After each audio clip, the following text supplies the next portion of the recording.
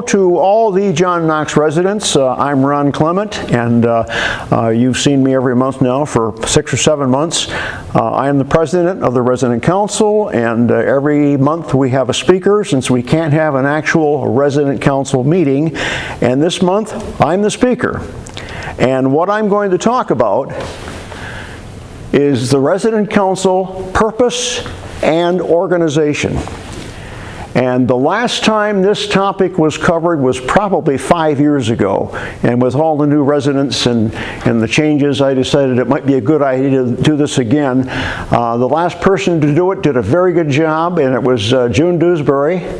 And we all miss her a great deal. And she was pretty much Mrs. Resident Council. Okay, so let's move on. First of all, the purpose of the Resident Council: provide a channel of communication between John Knox Village residents and John Knox Village administration. And the basic reason there is to help protect and preserve the interests and well-being of residents. And what I'm going to do during this presentation, there will be several times where I will give an example of what happens when that communication happens or why it happens. Okay, so we'll move on. The membership of the council: all John Knox residents are members. Doesn't matter where you live on campus, you're a member of the Resident Council. Everybody is eligible to serve as an officer of the council, and we hope more and more people will consider that. We've got a real go-getter organization. The only residents who can't serve as officers are those who serve on the John Knox Board of Directors. That would be like someone in management also being in the labor union. that may not be the greatest example, but you can't have that. Okay? So let's move on. The role of the residents in the council: there are a couple things I want to mention here. First of all, it's good if you attend monthly meetings of the council. That's voluntary. Nobody comes after you. Nobody's going to call and say, you better be there. But the meetings are held on the first Monday of each month. They are generally less than an hour. And the typical agenda is we start out with an update on John Knox by our President and CEO, Dan Rexroth, right now.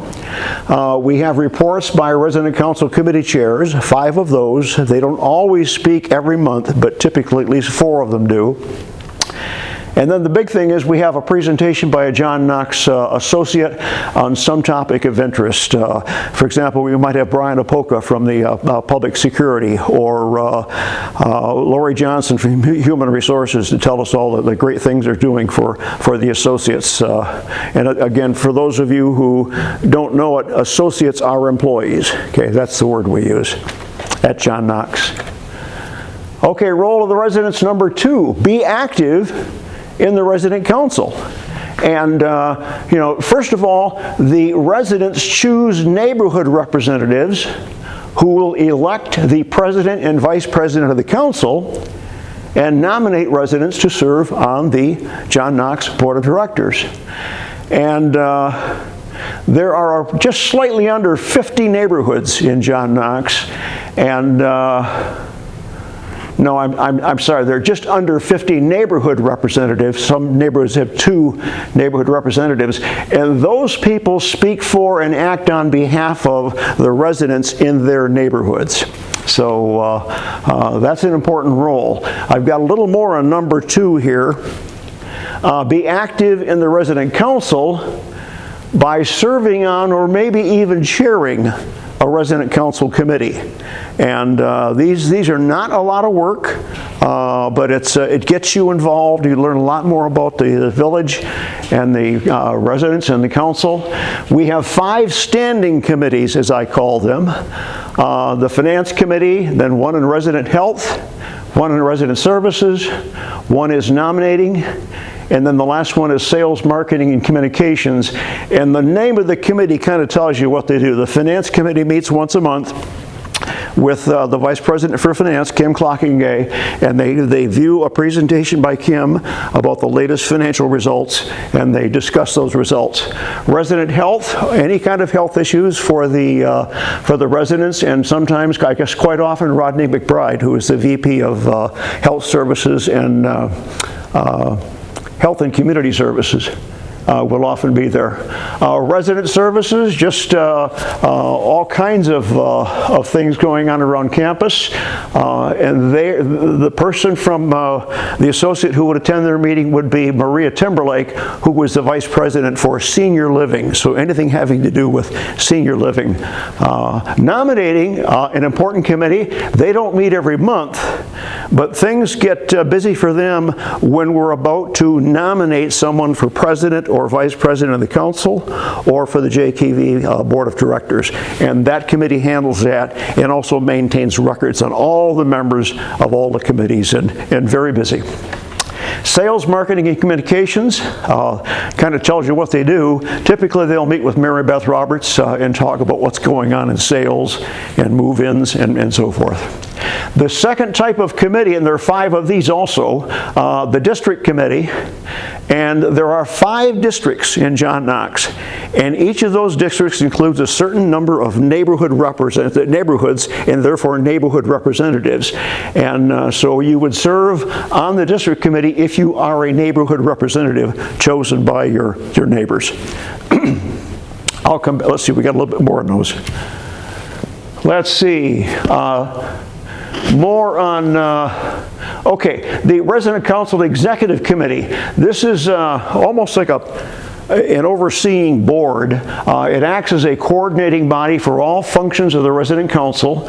Membership includes these folks: the president, the vice president, the secretary, the chairs of the 10 committees I just described, the past president, and what we call a reporter. This is a more recent addition, a reporter who writes articles and so forth about the council in the Village Voice, and I'm sure you've seen they're in there just about every month. And then the John Knox president, CEO, and the vice president for senior living. Now, the president and the vice president, I've already told you, they are elected by the neighborhood reps. The secretary is selected by the president. Chairs of the committees are pretty much elected by their committees. Past president and reporter, they are non-voting. They're there, they can offer their opinion, we appreciate their opinion, and the same thing with the president and CEO, and then the VP of senior living, they are non-voting. Okay, responsibilities of committee chairs. The district chairs, we'll cover them first. They hold bi-monthly meetings every other month with their neighborhood reps from that district. And they discuss issues and concerns in each neighborhood, and they report their results, the district chair does, they report their results at the executive committee meeting. And here's where I can give you an idea of how the resident council kind of works with the residents to communicate with the John Knox administration. In my district, we had a concern at one time about a walkway over to Places Restaurant that had no lights. And people would walk over there for one reason or another, and if it was at dark, it was tough to see. I don't know if it was unsafe in terms of physical assault, because we just don't seem to have them here. But you could trip, you could slip on ice, whatever. And somebody brought that, and the district chair took it to Maria Timberlake, and boom, she got it taken care of. We've had a couple situations where there's maybe been some ice that wasn't cleared up, or let's see, just a walkway that needed repair. And those are just some of the things that come through the district committee and get straightened out. The other responsibility for the district chairs is to attend resident council meetings, and for the most part they do. Okay? It's, you kind of have to be there if you want to know what's going on in the resident council. Responsibilities of committee chairs, a little bit more on this. The chairs of the standing committees, finance and so forth, they hold monthly meetings to hear and discuss presentations of relevant JKV associates, the VP for finance, the VP for health and community services, so forth. They present a report at the executive committee meeting, which is once a month. and they present a report at the resident council meeting, and that's a big part of that meeting. From those 5 standing committee chairs, you'll hear what the numbers are for move-ins and sales and revenues and expenses, and I guess one of the most important things you'll hear at some point is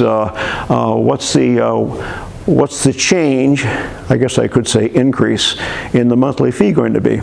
And that's always a hot topic. Okay? A little bit more on committee chairs. The district chairs are elected by the neighborhood reps from that district, and they have a 2-year term of office, and that's it. Okay? So if you're a district chair, 2 years might be enough for you, but it can be a lot of fun. You meet a lot of people, you talk about a lot of interesting things, but after 2 years you move out and somebody else moves in. And we have had one committee, I'm not going to name who it is, but for a while there they went from person A for 2 years to person B for 2 years to person A for 2 years, and that was fine. I guess after a while we said, let's mix it up a little more. But you like to get some new blood and new ideas and so forth. The standing committee chairs are elected by the committee members, and they also have a 2-year term of office. And I'll tell you, I was chair of finance several years ago, and it goes like that. It's just, it's interesting if you like finance, but, and I do. So the members of the standing committees serve for 2-year terms. And then they must leave the committee for 1 year, and if they want to, they can come back, or what a lot of people do is move to a different committee to learn more about John Knox. So we have people who've run for the board, and I guess even for John Knox, resident council president, who have served on 4 committees. So they really know what's going on.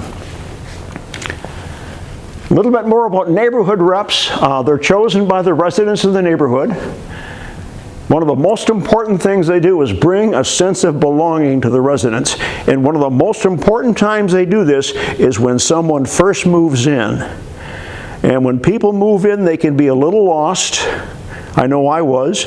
And you need somebody who can, somebody in the neighborhood, maybe just next door or down the street, that you can talk to or and say, how do you do this and how do you do that? And to be honest with you, John Knox provides a lot of written communication and a lot of information about how to do things on campus. But a lot of people just don't like to read a lot of stuff. And so they really need a little more verbal input. The thing we discovered we had to watch out for, we didn't want to show up on someone's doorstep the day they moved in and say, let me tell you all about John Knox. They're not ready for that. They're getting boxes unpacked. They got a million things going on. So what we try to do for the most part is show up and say, I'm Ron Clement. I'm the neighborhood rep for Hope Lane. Here's my phone number. Call me at any time. I'll be back in 2 weeks to see how you're doing. And we do it in steps. Okay? The neighborhood reps make the residents aware.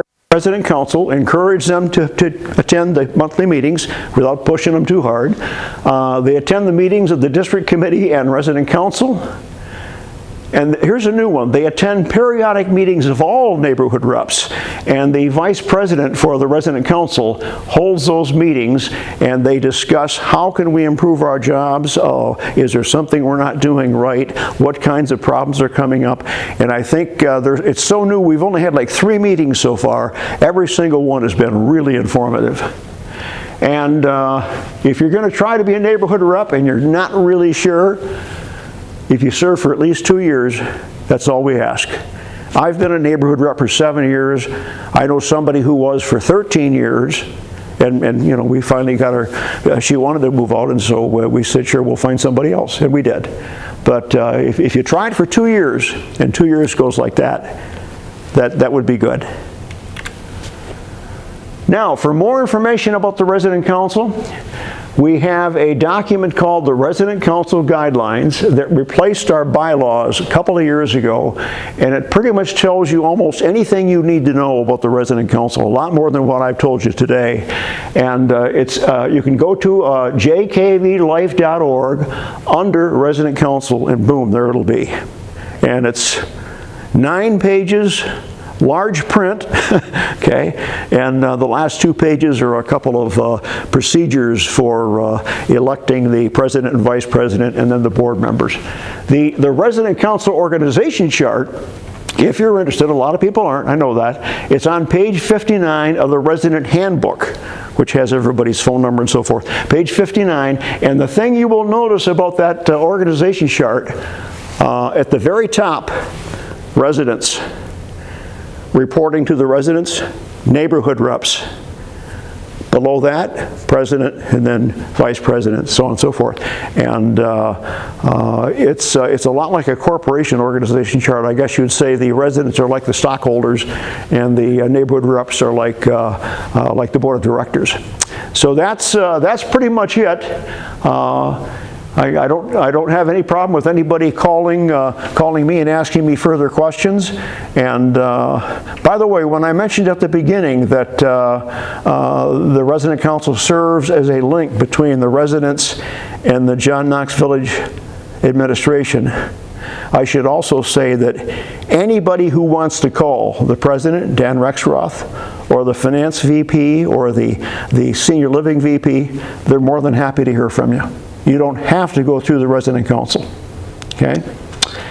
Okay, now before I close, I should maybe remind folks or make it more clearer that some of what I've described here is not actually happening right now because of COVID-19. For example, the standing committees aren't meeting every month in person, they're meeting on Zoom software. The district committees aren't meeting every other month in a room, they're meeting by way of email, which works quite well.